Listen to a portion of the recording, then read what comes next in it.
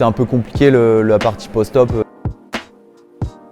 Bonjour, Lance Loluto, je joue au rugby à Niort et à Monaco. Je me suis blessé au genou fin janvier, je me suis fait le croisé, donc je me suis fait opérer le 2 février. Donc là je suis à 110 jours de l'opération. Je me doutais que j'allais le croisé au vu du choc. C'est mon le deuxième genou. Je me suis fait très vite opérer. Ensuite un peu compliqué la partie post-op, les 3 premières semaines avec un genou un peu gonflé.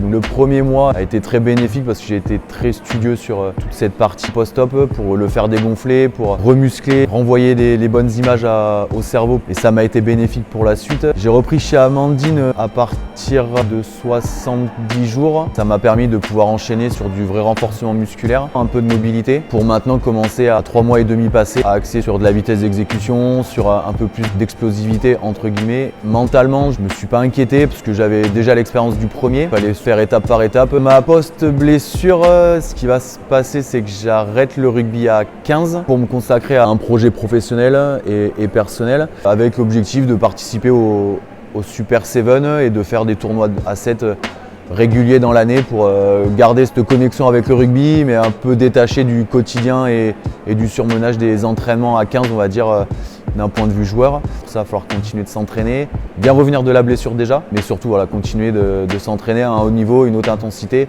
pour garder un rythme et une connexion technique on va dire de haut niveau.